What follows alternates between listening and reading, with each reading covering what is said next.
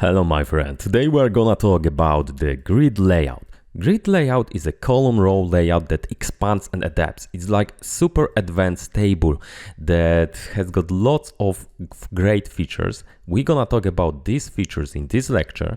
However, before we go into that, let's see what I've created. I created what? A container. That is div, and inside of that container we have got 5 divs, and each of the div has got number, so we can clearly see, okay, this is 1 2 3 4 5, and they are different colorized, so it's easy to spot them. Okay, that's all. So we have got container, and the default display for container is what? Is block. And to be honest, block is working like this, so the width is the size of your web browser. But what will happen if we change it to grid? Nothing changed. So what's the reason of using it? Lots of things has just changed. When I use the Ctrl+Shift+I and I use the inspector inside the Firefox, we can see that I have got here now overlay grid. When I go back to block, as you can see, it disappeared. When I go into grid, as you can see, now we can make something like an overlay. So we can have an overlay, so these dashes around each element. And what's more, we can clearly see that we created something like a new layout that consists of one single column, okay? And all other elements are now rows. So column number 1, row 1, 2, 3, 4, 5. So we have 5 rows. Because we have 5 elements. If we add another element, you will notice that we've got another element here. It's not colorized because I didn't set the color, but we've got another element. So when we keep adding, the elements are gonna be added at the end as the next row. And by default, each row has got the size of its parent, right? So our parent is right now our body. And so each row has got now the width of our web browser. However, we can change all these templates, or how do they work, okay? And this is the thing that we're gonna focus on this lecture. So by default, we have got one column, but let's say that I don't like it. I want to have more columns. So I'm gonna do something like that. Grid template columns. And now I can specify the size for each column. If I specify only one value here, so for example 100 pixels, you will notice that I specified the size for this single column. If we want to have more columns, we need to specify a second value here. So for example 200 pixels, and we've just set 100 pixels to the first column and 200 pixels to the second column. And if we want another one, like for example that is gonna be 100 pixels, as you can see, we need to set it to another value. So this thing sets how many columns we have, and we set the initial size of these columns, right? And notice now that the things like rows, how do they work? They are added automatically. They are like filling everything, right?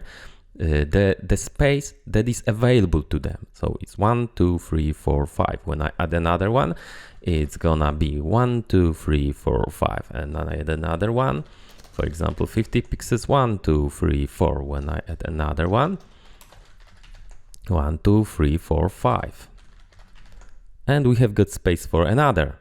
We didn't add it, right? But if we add it, it's gonna be there. So this is the specification for the columns. Let's choose that we want to have only 3 columns. And now what we should focus? We should focus on learning what is fractional unit. Fractional unit allows you to set the size that is gonna be relative to the size of other elements, of other columns, for example. So if I set this thing to 1 fractional unit, it means that this is like taking the rest of the size that is available. So in our case, we took 300 pixels, and the rest is like, I don't know what, it's probably 1920 minus 300, because this is the size of our recording. However, now we can do something like that also. 2 fractional unit. it means that this thing is gonna be 2 times bigger than this thing. And I can set this thing to 1 fractional unit. And it means that we have got now in the middle something that is 2 times bigger than on the left and on the right side. And this is awesome, right? So we could also do something like this. So this is gonna be like 4 times smaller than this and 2 times smaller than this. However, I prefer to write it like this, 1, 4, 2. It's easier to read. So this is a fractional unit that allows you to, make things change automatically, all right? The size, according to what we said here.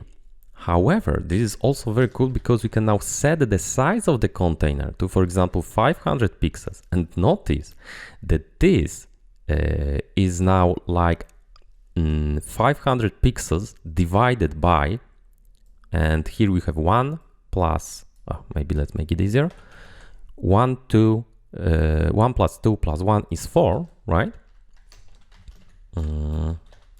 It's 4 right now, so we have got like 500 pixels divided by 4. And when we divide 500 pixels by 4, what do we have? We've got maybe this 125, right?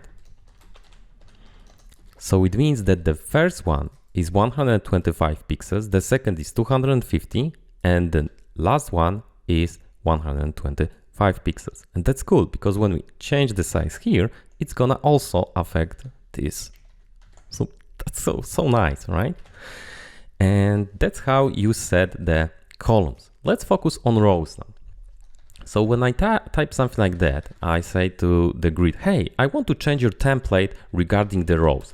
I want you to change the size of the first row, right? I want to change the height.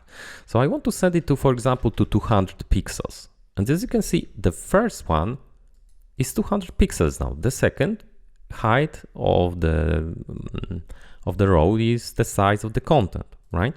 So pretty cool. If I want to change the size of the second one to, so for example, 70 pixels, I can do it. So this thing changes the size of each row to the specific value that we set here. Of course, we can also use the fraction unit, right?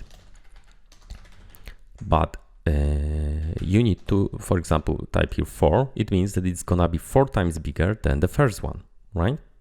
Something like this. But how big will be another items that we add here? So for example, you have 6, 7, 8, something like this. And let's change the color so we can see it. Background color to, for example, aqua. As you can see, the height of the second row is set to 4 times of the first one. However, the next row that we added automatically is the size of the things that are inside of our row. So if we change the size here, as you can see, it's gonna be changed like this. So it fits the content.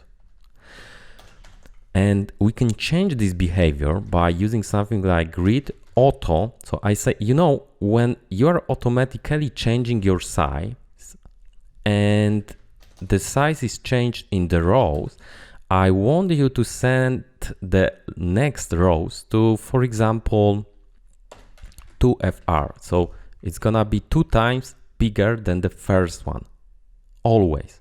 So it means that if we add even more, as you can see, they're always 2 times bigger than the first one. That's awesome, isn't it?